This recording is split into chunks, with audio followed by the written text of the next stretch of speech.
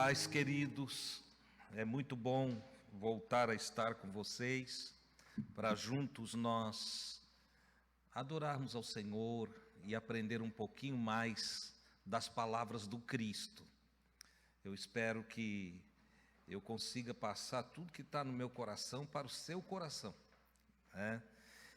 Hoje no 29º grau da consciência crística, ou seja, estamos em mais um degrau, em mais uma ascensão dentro do processo de nos conscientizarmos quem é Cristo, o que Cristo fez e o que dele podemos trazer para nós. Essa é a ideia aqui, né? Bom, o texto bíblico que nós vamos avaliar nessa noite está em João, capítulo de número 15, versículos 8 a 12.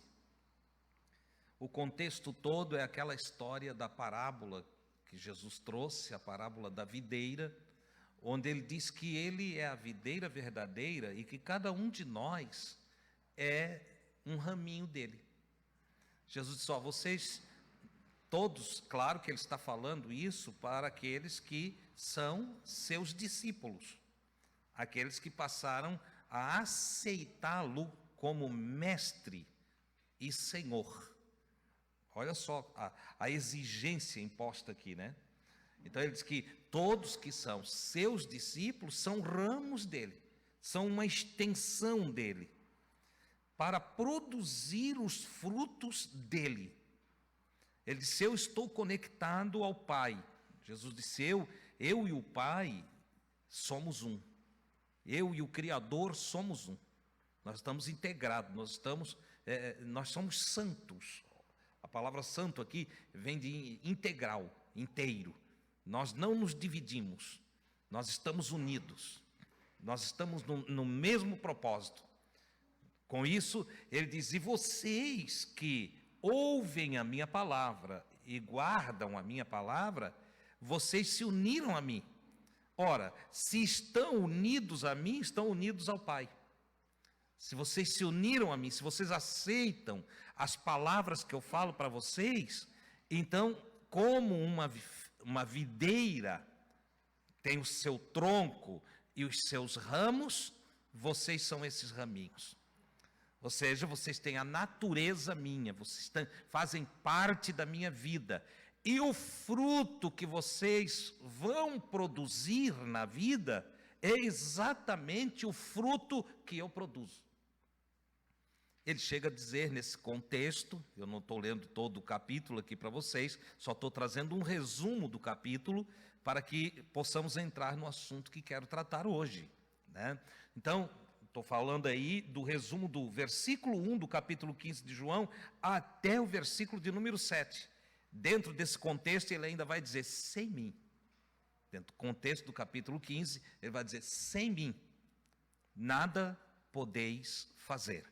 Obviamente, esse nada que ele está trazendo é com relação à frutificação, com relação à nossa espiritualidade. Ele diz: se nós ouvirmos ele, e simplesmente ouvirmos e não nos unirmos, não formos um raminho, não estivermos conectados a ele, então nós não conseguimos fazer o que ele fez, produzir o que ele produziu, tampouco falar o que ele falou, porque para falar como ele falou, temos que ter unção, temos que ter apoio do Pai. Esse é o contexto. E dentro desse contexto, então, no versículo 8, Jesus diz assim: nisto é glorificado meu Pai, vírgula. Eu vou dar uma paradinha aqui, porque se tem uma coisa que eu ouvi dentro do meio religioso, foi como que nós vamos glorificar a Deus. De que maneira eu posso dar glórias a Deus? Uns acham que glorificar a Deus é cantar. Outros acham que glorificar a Deus é dar sacolão. Outros acham que glorificar a Deus é um processo religioso sistemático, até de sacrifício.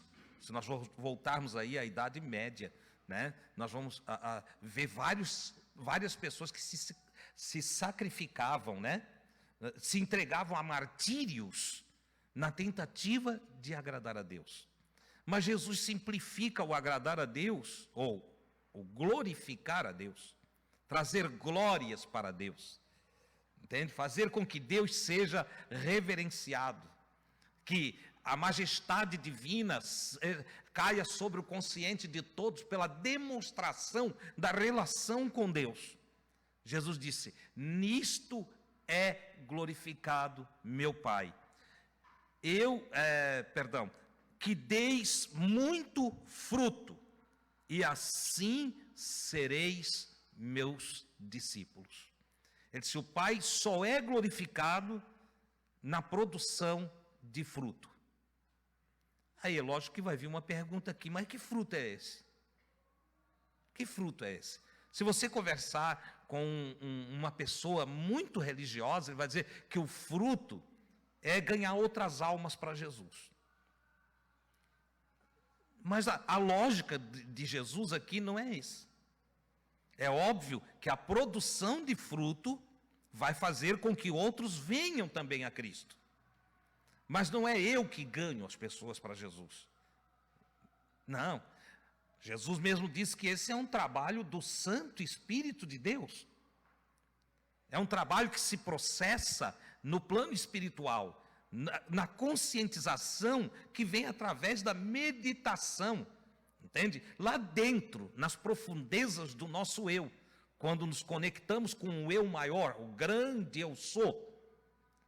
Nessa conexão, eu conheço a Deus, eu passo a ter intimidade com o divino, com as energias mais poderosas que podem existir, com o dínamo da vida. É daí que eu vou ter intimidade com Deus. E se eu, nesse processo de conscientização, colocar em prática o que aprendo lá no meu íntimo, então eu vou frutificar. A frutificação, então, é um processo que nos faz chegar a um grau de amor tão grande que nos faz parecer com Jesus. Jesus destaca-se não pelos seus milagres, não. Você pode dizer: ai, Deus, mas ver alguém, um paralítico andar, um cego enxergar.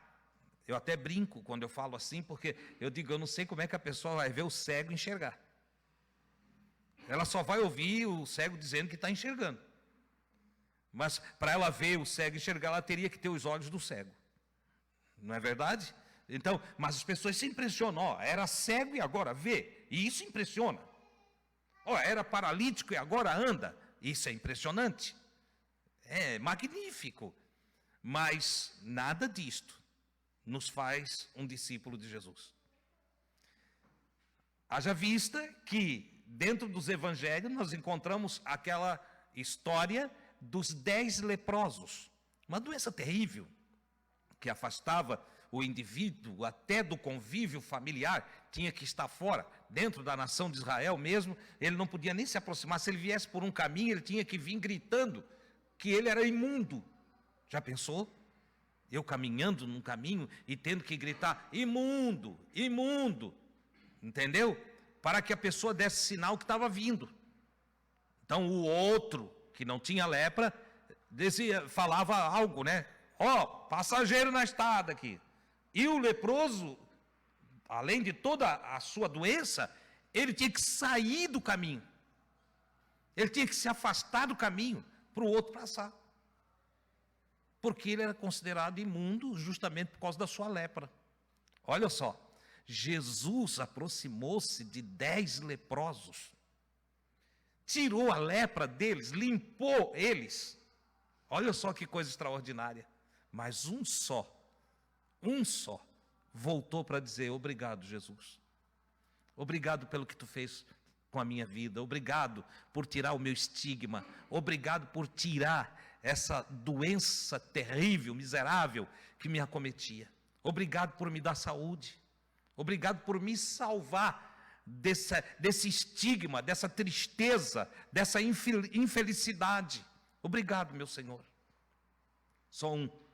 Veja que os milagres não transformam a vida das pessoas. De 10, 9 que receberam o mesmo tratamento não foram nem agradecidos. Foram embora, foram cuidar da vida. Só não tem mais lepra, agora eu quero a festa, eu quero a minha família, eu quero os meus amigos, eu quero voltar a ser o que eu era. Que Jesus o quê? Ele já fez, tá bom. Olha a ingratidão. Bom, Jesus diz assim, que o Pai é glorificado na frutificação. Paulo, apóstolo de Jesus Cristo, escreveu no capítulo 5 da carta aos Gálatas, no versículo 22, ele fala sobre o fruto que é produzido a partir do nosso espírito. O fruto que vem de dentro. E ele inicia o texto de Gálatas 5:22, definindo que a essência principal do fruto espiritual é o amor. É o amor. Ele diz, um homem espiritual, uma mulher espiritual, alguém desenvolvido na consciência crística, ele se manifesta em amor, ele procede em amor, ele vive em amor, e tudo que ele realiza está manifestado através de suas realizações, o amor. João, ele vai mais longe e diz assim, Deus é amor. Ora, se alguém está em Deus, esse alguém está mergulhado em amor, está batizado em amor, está cheio de amor, está envolto pelo amor, está totalmente dominado por amor. Essa é a grande verdade, e é o que Jesus está trazendo para nós aqui. Como o Pai me amou, também, versículo 9, também eu vos amei a vós. Permanecei no meu amor. Jesus disse, eu sou, vamos falar assim, ó, eu sou um destaque entre vocês, vocês me acham especial. Alguns chamam ele de gênio, alguns divinizam ele, dizem, ó, ele é Deus, entendeu? E outros dão tantos outros títulos para Jesus, certo? E eles, você sabe por que isso acontece? Porque eu amo vocês da mesma maneira que o Pai me amou. Ou seja, no processo de relação com o Pai, eu observo o Pai para comigo, e tudo que o Pai é para mim, eu quero ser para você. O Pai é maravilhoso para mim, eu quero ser maravilhoso para você. O Pai é bondoso, eu quero ser bondoso para você. O Pai, ele é cheio de misericórdia, eu vou ser misericordioso para com você. Ou seja, Jesus, ele se coloca como um imitador do Pai. E ele chega a esse padrão de ter a essência do Pai nele e manifestar para as outras pessoas essa essência. De sorte que quando nós falamos em Jesus, normalmente nós estamos falando de Deus. Nós falamos o nome Jesus e nós falamos Deus. Dificilmente a gente vai associando Jesus como um ser humano normal, natural, como eu e você. Porque ele transbordou tanto no amor do Pai, de dentro dele, vamos dizer assim, ó, Deus jorrou tanto dentro dele, que formou-se uma cachoeira de Deus, de dentro de um homem, para o lado de fora de todos os outros homens. De sorte que ele nos motiva, ele nos toca, ele nos chama a atenção em tudo que é, em tudo que faz. Se ele olha, ele chama atenção. Se ele fala, ele chama atenção. Se ele estende a mão, ele chama atenção. E a gente fica assim, ó, Jesus é poderoso.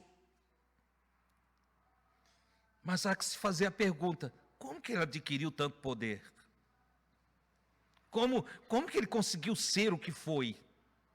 Como que ele desenvolveu-se de sua infância à sua maturidade? Como que ele desenvolveu-se trazendo tanta graça, tanta glória, tanto poder nas suas realizações para com os outros seres humanos? Ele responde, ele diz, é que como o Pai me amou, eu também amei vocês. eu fui aprendendo com o Pai, eu fui entendendo o Pai, eu fui percebendo o Pai, eu fui discernindo o Pai, e eu fui compreendendo que se eu ouvisse a voz do Pai, se o Criador dentro de mim tivesse curso de manifestação a mim mesmo, se eu buscasse na minha intimidade ouvir a voz do meu Pai, e eu fizesse, e aí ele está colocando Pai aqui, o Criador, e eu começasse a fazer e realizar as coisas na vida, segundo a orientação do Pai, segundo a orientação de Deus, segundo a orientação do Criador. Ele disse, então eu estaria mergulhado no amor do meu Pai. E ele vai dar ênfase a isso quando ele diz assim, se vocês guardarem os meus mandamentos, se vocês pegarem o que eu falo, e vocês observarem isso, esse guardar aqui é um guardar de observação, é um guardar de eu pegar isso, dizer, eu vou fazer isso, eu vou praticar isso. É como guardar a lei. A lei diz para não ultrapassar 80 por hora, eu vou andar 80 por hora. E eu não vou ter multa, eu não vou ter prejuízo. A lei diz para não estacionar aqui, então eu não vou estacionar aqui. Porque se eu estacionar, vai passar o agente da lei e vai olhar para o meu carro, vai me dar uma multa, vai custar algo para mim, entendeu?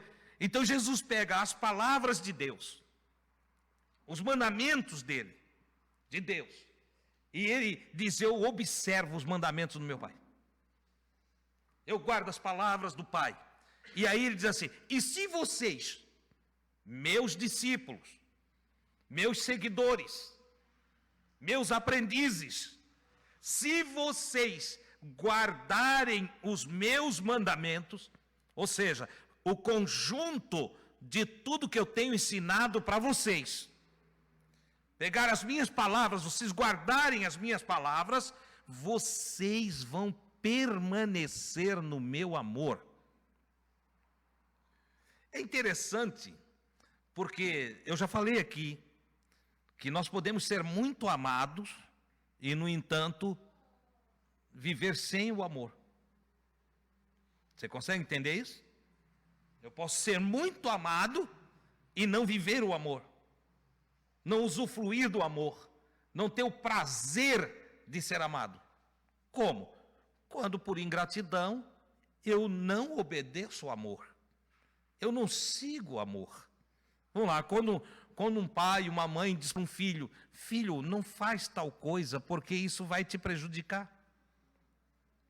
E esse pai, já na sua experiência de vida, experimentou lá atrás prejuízos por ter feito aquilo. Porque quando um pai e uma mãe se pronuncia objetivamente, de forma inteligente, ao seu filho, à sua filha, dizendo, olha, não vai por aqui, não vai por esse caminho, porque esse caminho aqui vai te causar prejuízos. Isso vai te fazer sofrer. Quando o pai está dizendo isso, ou a mãe, está cheio de amor para com o filho. Está cheio de amor. O que o pai quer? O que a mãe quer? Que o filho não sofra. Que o filho não tenha dores. Que os filhos não percam a alegria. Porque dores vão trazer tristezas. Tristezas vão se somar a angústias.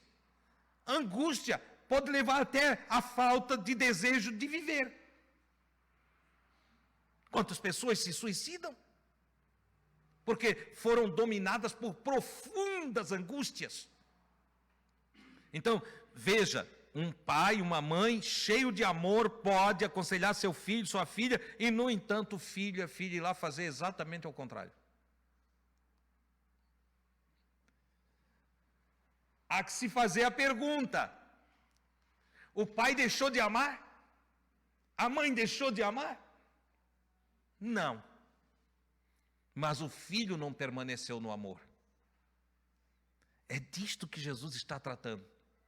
Ele diz, a desobediência aos ensinos dele E aqui, veja que ele não está colocando medo, ele não está falando aqui, porque tem gente que pega isso, o inferno, não tem nada de inferno, não tem nada de nada. É que ele está dizendo o seguinte: a desobediência aos seus mandamentos, sendo que os seus mandamentos são mandamentos do Pai, que os seus ensinos são ensinos do Pai, e a desobediência, a negligência, o descaso, a falta de zelo com a guarda da palavra de Jesus, vai nos colocar fora do amor de Jesus. Porque o amor de Jesus é nos colocar na alegria, é nos colocar na paz. O amor de Jesus é um transporte para o bem-estar. O amor de Jesus é uma orientação, uma luz para o caminho da vida, que nos leva à satisfação, à graça. Nós vamos ler aqui na frente a palavra gozo, o gozo, entendeu? Mas como é que eu permaneço numa vida, agora eu vou inventar uma palavra aqui, numa vida gozosa, uma vida cheia de alegria, de prazer, de charis, de graça?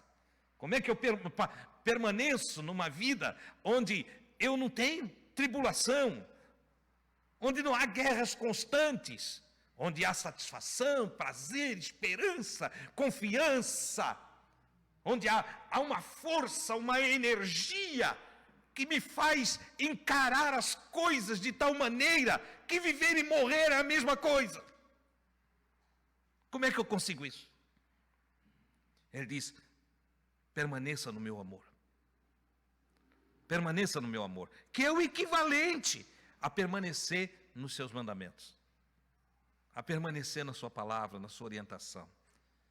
Eu vejo atualmente várias pessoas frequentando muitas igrejas, tenho muitos amigos, converso com muitos líderes, converso com muitos pastores, e eu vejo na conversa da maioria deles e dos igrejados, e aí eu estou relacionando aquele dogmático, aquele sistemático, aquele indivíduo que é tão religioso que é segunda, terça, quarta, quinta, sexta, sábado, domingo, não tem tempo nem para a família, entendeu? Eu vejo neles, na sua grande maioria, uma canseira, uma tristeza, um medo, uma angústia. E eu fico pensando, o que houve com essa gente? Mas aí, ao olhar esse texto, a resposta vem. E a resposta é: essa gente pensou que rituais religiosos modificam o seu coração. Essa gente chegou a pensar que se frequentar a igreja todos os dias, isso muda a vida deles. Não muda. O que muda a nossa vida é essa conexão com Cristo, e através de Cristo, uma conexão profunda com Deus, que nos leva à conscientização do que devemos viver, como devemos nos conduzir na vida, como devemos ser. Não tem nada a ver com ter, não tem nada a ver com o que eu faço, não, tem a ver com o meu ser. Então Jesus diz que essa proteção para uma vida bem-sucedida, para uma vida abençoada, uma vida feliz, é a guarda dos seus ensinamentos. Na expressão aqui traduzida, a guarda dos seus mandamentos. Estou falando dos mandamentos de Jesus. Não tem nada a ver com os 10 mandamentos. Nada a ver. Entende? Tem a ver com o ensino de Jesus. Porque ele ensina a viver até os 10 mandamentos. Mas ele dá uma visão diferente a cada mandamento. E ele mostra que o mandamento só faz sentido quando ele é uma luz para o nosso caminho. Se ele é para nos meter medo, não vale nada, porque isso não é de amor. Se ele é um dogma, uma carga sobre os nossos ombros, pesada de levar, não tem valor nenhum, não é para isso que ele foi dito. Não tem valor, entendeu? tudo aquilo que não nos alivia, tudo aquilo que não nos cura, tudo aquilo que não nos faz seres melhores, tudo aquilo que não nos leva à confiança, à esperança, à alegria, ao gozo, não tem valor, não partiu de Jesus. Pode ver se tem alguma coisa pesada, dolorida, difícil de ser levada, não é de Jesus, porque o próprio Jesus diz que aprender com Ele, ou aprender dele, traz alívio para a alma. Ora, se o aprendizado de Jesus traz alívio para a alma, e algum conjunto de mandamento me leva a uma dificuldade na experiência com Deus, alguma coisa está errada. Eu, por experiência própria, posso dizer que não é Jesus que está errado. Mas é alguma coisa que os homens inventaram e colocaram como sobrepeso em cima de alguma palavra de Jesus. Porque no contexto de Jesus, o que tem é amor. E amor não dói. Amor não pesa. Amor não aflige. Amor não trata nós com leviandade. Amor não é leviano, não. O amor é prudente. O amor sabe como agir. O amor, tudo que é do amor é como bálsamo sobre a ferida. Não arde, adormece, alivia. Não faz chaga, cura. Bendito seja o nome do Senhor. Então o que Jesus está dizendo é, olha, se guardardes os meus mandamentos, permanecereis no meu amor.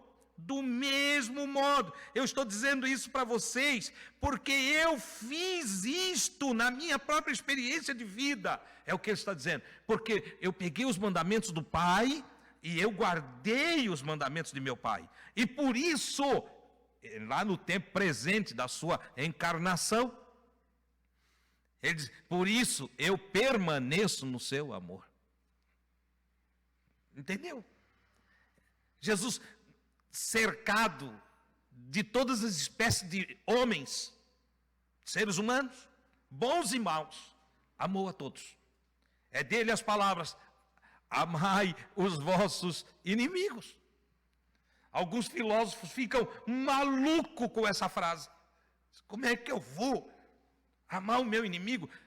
Eu já vi rabinos dizendo, olha, essa frase de Jesus está errada. Nós não podemos amar os nossos inimigos. Não é Jesus que está errado em sua frase. É a incapacidade evolutiva desse rabino de alcançar o mistério do que o amor pode fazer. Quando ele descobrir que o amor é capaz de libertar as cadeias, de curar as feridas, de apagar as feridas que o tempo deixou ali. Então, quando ele descobrir que o amor é superior, que o amor é o coração da própria vida, então ele vai entender que Jesus estava falando certo. Porque o amor supera o castigo. Aleluia. Quando eu amo o meu inimigo, quando eu odeio o meu inimigo, é igual matemática, né? Equações de segundo grau. Menos e mais dá? Na matemática, menos. Menos e mais, menos. Não é? E menos, mais. Menos é mais. Olha só que coisa interessante. Então, quando eu pego alguém que vem cheio de ódio, vem contra mim, traz os seus venenos, joga sobre mim as suas palavras, aponta o seu dedo, traz os seus julgamentos, mas eu venho aqui e bloqueio em amor, e eu abençoo ele. Em vez de amaldiçoar, eu abençoo. Ele fala mal, eu falo bem. Ele diz que vai me matar e eu digo que eu vou orar para ele viver bastante. Ele diz que vai me difamar para todo mundo e eu digo, aonde eu passar eu vou falar bem de ti. Sabe o que vai acontecer? Eu me diminuí, não foi? Eu estou botando menos de mim, não é? Menos egoísmo. Vai pegar aí, a negatividade dele vai ser bloqueada com a minha positividade e eu vou transformá-lo. Eu vou transformá-lo com os meus frutos. Ele vai se alimentar do amor, ele vai gostar. Ele vai gostar de ser amado. Ele vai gostar de ser respeitado. E é dessa forma, frutificando em amor, que nós podemos mudar o mundo à nossa volta. Nunca amaldiçoe quem te amaldiçoou. Jesus disse: abençoai e não amaldiçoeis. Um dos mandamentos de Jesus: abençoa todo mundo que tem pela frente. Abençoa. Começa dentro da tua casa, abençoa o teu marido, abençoa a tua esposa, abençoa o teu filho, a tua filha, abençoa os teus amigos, abençoa o teu vizinho, abençoa coisa ruim lá da tua rua. Ele vai ficar bom. É por aí. Entendeu? Vai ficar bom, porque a bênção do Senhor recairá sobre ele. O amor, Monival lembrou, 1 Coríntios 13, entende? O amor tudo sofre. O amor tudo suporta. Olha só, ele conclui a excelência da caridade, ou a excelência do amor, e ele diz assim, que a conclusão que se chega a respeito do amor é: o amor nunca falha. O amor não falha. E Jesus então está dizendo: olha, para vocês permanecer dentro dessa esfera, dessa atmosfera celestial, divina, para vocês estar envolvido, coberto neste manto glorioso chamado amor, para você estar protegido pelo amor do Pai e pelo meu amor, guardem os meus mandamentos. De sorte que fica muito claro que não há como eu usufruir do amor divino se não houver o comprometimento meu em permanecer naquilo que ele me ensina. É como o filho que, orientado pelo pai, não permanece no conselho do pai. O pai nunca vai deixar de amar. Deus nunca vai deixar de nos amar. Deus não vai ser menos Deus se eu viver por aí fazendo coisa errada. Ele continua sendo Deus. Quem é que vai sofrer? Eu. Quem é? Ao se afastar do amor que está proposto, quem é que padece? Quem é que carrega as dores? Quem é que sofre e derrama as lágrimas? Quem é que se desespera? Quem que colhe os frutos da maldade? É aquele que saiu do amor de Deus, que deixou de guardar os mandamentos do Senhor. É esse. Então Jesus, com muita graça, com muito amor, nos chama para o seu amor, que é o amor do Pai.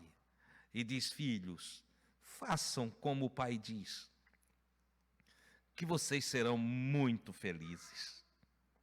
Andem conforme a orientação, conforme o conselho do Pai. E é interessante porque o conselho do Pai não tira de nós a alegria da vida, pelo contrário, é nos conselhos do nosso Pai Celestial que nós usufruímos do melhor da vida. Já para a nação de Israel, quando Deus teve com eles um pacto, o Senhor disse: olha, obedeça, anda aí naquilo que eu te oriento, e tu comerás o melhor da terra. Tu vai usufruir do que a terra tem de melhor. Entende? Ande no amor de Deus e viva feliz. Viva usufruindo do melhor que a terra tem. Isso não é teologia de prosperidade. Isso aqui, não. Isso aqui são mensagens do Cristo para todo aquele que quer viver feliz. Olha a continuação do que ele diz. Tenho-vos dito isto. Tenho falado essas coisas para vocês. Leiam em casa, todo o capítulo 15. Desde o versículo 1. Tenho-vos dito isto, para que o meu gozo... Peraí. Jesus era alegre? Sim ou não? Vocês têm certeza? Sei não. Ele andava, era perseguido, xingado, cuspiam nele, faziam maldade o tempo todo. E ele era alegre?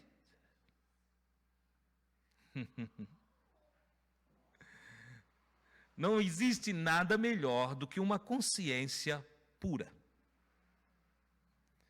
Paulo chega a dizer que o mistério da fé, da confiança, se guarda numa pura consciência. Jesus está dizendo que ele obedeceu o Pai e viveu a vida envolto no amor do Pai. E como estava envolto no amor do Pai, ele amou as pessoas, mesmo aquelas que o maldisseram, aquelas que o perseguiram. Quando Judas, um dos seus mais próximos discípulos, equivocadamente o vendeu, traiu ele, e vendeu ele para os sacerdotes de Israel, que tinham inveja dele, e que não gostavam dele, porque ele não andava com aquelas roupas bonitas deles. Eu estava vendo hoje uma reportagem, o Papa separou hoje, essa semana, né, ontem, não sei, hoje, separou um grupo de cardeais, parece-me que 16, e 2 deles são brasileiros. 2 brasileiros. E eu estava vendo a indumentária, né? A roupa, a beleza da indumentária. É uma cópia do Palácio de Constantino, porque foi Constantino que deu essa moral aos bispos cristãos nos dias de Constantino, porque até então os apóstolos eram homens andarilho, pobrezinho, entendeu? Paulo gastou tudo que tinha para a evangelização. Paulo vinha de uma família rica, promotor público de Israel, e gastou todos os seus recursos para mais pessoas ouvir de Jesus. Ele fez isso, entende? Pedro já era pobre mesmo, pobre no sentido da palavra, não era um milionário, entende? Tinha lá uns barquinhos de pesca e empobreceu-se para seguir Jesus. Hoje está inverso, né? Pastor hoje fica rico. Eles fazem o caminho inverso, entende? São Francisco já protestou contra Roma e o palácio do Papa, quando em sua humildade resolveu vestir-se de forma simples, não ter joias, não ter trono, não ter nada. E foi uma guerra para ele conseguir. Deus interveio para que ele conseguisse a ordem de São Francisco. Eu digo Deus interveio porque tinha gente que queria até matá-lo por escolher ser pobre.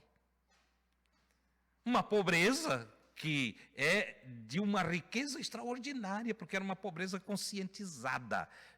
Não é pobre por causa da miséria, é pobre porque via tanta miséria em volta que queria que aquilo que podia arrecadar para si fosse dos outros. Como é que eu vivo bem? Fazendo churrasco e sabendo que no lado da minha casa tem alguém passando fome. Entendeu? Então essa incoerência da igreja atual, em todas as suas ramificações, ela coloca aqui a igreja cristã, tanto em sua catolicidade quanto no meio protestante e evangélico. Uma vergonha. Né? Então, andando, e aí conserva-se ainda em Roma, a partir de Roma, essa indumentária bonita, né? Que deixa o sacerdote bonito. Em Israel também era assim. Mais bonito ainda. Mais bonito. Porque o peitoral do sacerdote vinha com 12 pedras preciosas na frente. Pedras extraordinárias. Tinha aqui na frente e tal. E era muito mais do que a gente vê em Roma. Certo? E Jesus aparece. Um homem simples. Veste simples. Entende? O que ele tinha de bonito era só uma túnica, que os soldados até não quiseram rasgar e lançaram sorte para ficar com ela, porque era de uma peça inteira. Entendeu? E aí não quiseram rasgar. Mas ele era do povo. Ele era do meio do povo, ele era de conversar com o povo. Ele não era um mestre, um rabino da sinagoga, lá só do púlpito da sinagoga. Não, ele era o mestre que se assentava na praça, que fazia um piquenique na beira da praia, não é assim? Assava peixinho com pão e servia os seus discípulos. Um homem muito simples, entendeu? Ele não ostentava. O profeta Isaías já tinha falado dessa postura do Cristo e disse: o Cristo, o ungido, entende? E aí eu pego essas palavras do Isaías, eu não me refiro só a Jesus, mas a todo ungido que passou pela terra. Era um homem simples. Eram homens que a alegria deles, o gozo deles, era demonstrar amor para com o seu próximo. Todos os ungidos e ungidas, né? Nós vamos olhar aí homens como Gandhi, vamos citar a Madre Teresa de Calcutá, e tantas outras pessoas, entende, que nesse planeta se apresentaram para ajudar o seu povo, a sua nação, entende, os seus vizinhos, né? Madre Paulina aqui, o que ela fez, tem que conhecer o trabalho do que a pessoa fez. Não é ela que se arroga como santa, nem se coloca para ser beatificada. Não, ela já foi.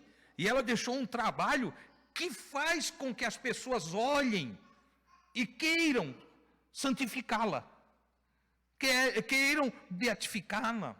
Por que querem? Porque olham para o trabalho que ela fez. Meu Deus, isso é de uma grandeza. A gente, diante de tais almas apaixonadas por outras almas, de pessoas cheias do amor de Deus no coração, a gente se acha tão pequeno, que acaba, às vezes, se não vigiar, idolatrando. Que não é para idolatrar. Qualquer um deles, se viesse hoje aqui, se retornasse, se apresentasse aqui, diriam: não me idolatre, adorem a Deus, sirvam a Deus, podem imitar meus gestos, podem ter admiração pelo que eu fiz, mas jamais me idolatrem. A adoração seja para Deus. Frutifiquem e glorifiquem a Deus com a vossa frutificação. Então Jesus diz: olha, o gozo permaneceu no meu coração.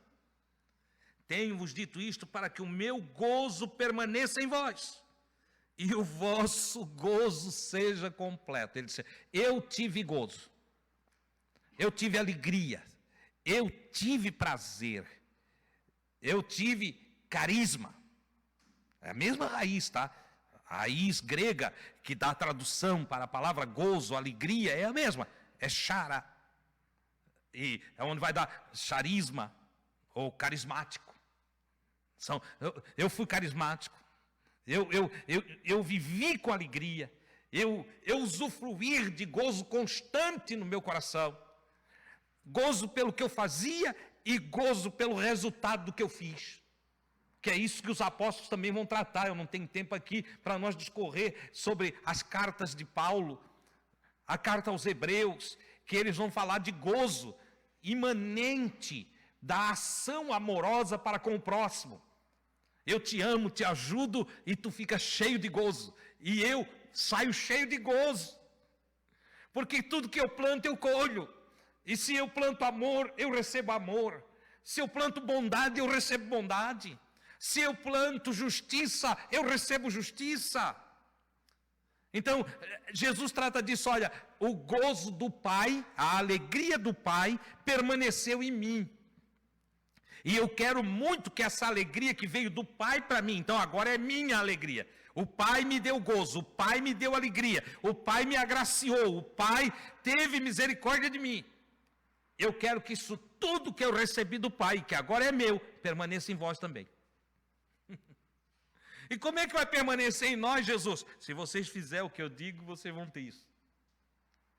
Se vocês andarem como eu ensino, vocês vão ter esse gozo permanentemente no vosso coração. Eu tenho vos dito isto, para que o meu gozo permaneça em vós, que vocês sejam alegres como eu, que tenham a minha alegria, que tenham o meu prazer em vocês, e esse gozo que vocês tiverem, seja completo, não seja pela metade, não seja como um fruto estragado, mas seja o resultado de uma árvore saudável. Sejam frutos perfeitos.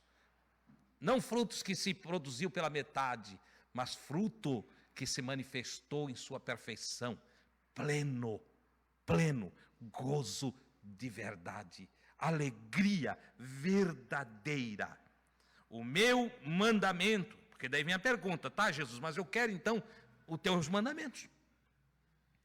Eu quero os teus mandamentos. E aí ele começa pela essência do mandamento. Olha só, você quer esse gozo, você quer fazer o que eu digo, você quer viver a vida que eu proponho, então comece com este mandamento que é meu, que vos ameis uns aos outros, assim como eu vos amei. Qual é o primeiro mandamento lá do amor ao próximo? Ama o teu próximo como a ti mesmo. Jesus sabiamente fez uma evolução do mandamento. Por quê? Porque ele começou a ver que tinha gente que não gostava de si mesmo. Tinha gente que não era feliz. Tinha pessoa que não tinha prazer, que não tinha gozo. E aí Jesus pega, na autoridade do Pai, e disse, vamos evoluir agora. Vamos evoluir. Eu cumpri o mandamento do amar ao próximo como a mim mesmo. Tudo que eu quis para mim, eu quis para o meu próximo. Ele cumpriu. Ele disse, agora o Pai me deu uma autoridade. Qual é a autoridade, Jesus? Agora vamos fazer uma alteração no mandamento. Vocês não vão mais amar o próximo como a vocês mesmos. Vocês agora vão amar o próximo como eu amei vocês. De sorte que o amor ao próximo agora é aquele resultado da compreensão do que Jesus foi. Como ele me amou, eu devo amar você. E como é que Jesus me amou? Qual a diferença entre o amor de Jesus e o amor meu pelo próximo? Ora, Jesus me amou ao ponto de dar a sua vida por mim. Ele te amou ao ponto de dar a sua vida por ti. Alguém disse, Deus enviou Jesus para morrer por nós. Isso é mentira. Isso é mentira. Jesus disse, a minha vida ninguém tira de mim, mas eu a dou. Então não foi Deus que enviou ele para morrer por nós. Ele quis dar a vida dele por nós. Ele quis se entregar para servir de exemplo. E agora ele está dizendo, ame como eu te amei. No aspecto mais profundo da análise aqui, dê a sua vida pelas pessoas. Não tem nenhum outro significado na vida que vale a pena. O que vale a pena na vida é gastar a nossa vida com as pessoas. É abraçar, é aconselhar, é sorrir, é olhar, é ajudar, é estender a mão, é ter misericórdia, é orar, dar a vida pela pessoa. Faça tudo o que você puder pelo seu próximo. E assim você cumpre a lei de Cristo. E se cumprir a lei de Cristo, você será feliz. Você terá gozo na sua alma. Algumas pessoas dizem, eu não sei, a minha vida está sem significado, porque está vivendo só para si. Ai, a minha vida, assim, irmão, parece que a minha vida não faz sentido, a vida é chata. É claro que tu vai olhar, mas o que tu anda fazendo? Só pensa em si. E do que tem ainda reclama. Olha para cá, essa casa, esse carro, essa mulher, esse homem, esse meu filho, essa minha filha, essa minha sogra, esse meu sogro. Tem gente assim? Essa aquela hiena do desenho animado lá? Ó dia, ó azar? Né? Não pode ser feliz. Para ser feliz, precisa ser agradecido. E precisa levantar-se para servir. Entendeu? Jesus disse, aquele que quiser ser grande, quer ter um nome, quer ser reconhecido, quer ser lembrado, sirva. assim como o Filho do Homem, tratando dele, não veio para ser servido, mas para servir. Se você for olhar a grandeza de Jesus em amor, está no processo em que ele se entrega ao serviço do próximo, para fazer o bem ao próximo. Se nós fizermos isso, a nossa vida terá um sentido, e será o sentido que Deus quer que ela tenha. Nós seremos instrumentos de Deus na terra. Fique com essas palavras e tenha gozo no seu coração. Guarde o mandamento e sinta-se envolto pelo amor de Deus. Aonde você estiver, em qualquer lugar, com quem você estiver, lembre-se, Deus te ama. Você é protegido, você é cuidado, você não é uma obra esporádica da natureza. Não, você é um ser desenhado, sonhado, desejado. Desenhado aqui, projetado, planejado. Você tem razões para estar aqui. Deus quis você aqui nessa época, nesse tempo. Você é de uma importância incrível. Deus te ama muito. Você é obra do amor de Deus. Que Deus continue sempre te agraciando com toda a luz que você precisa para viver uma vida no gozo. Amém? Vamos agradecer ao Senhor?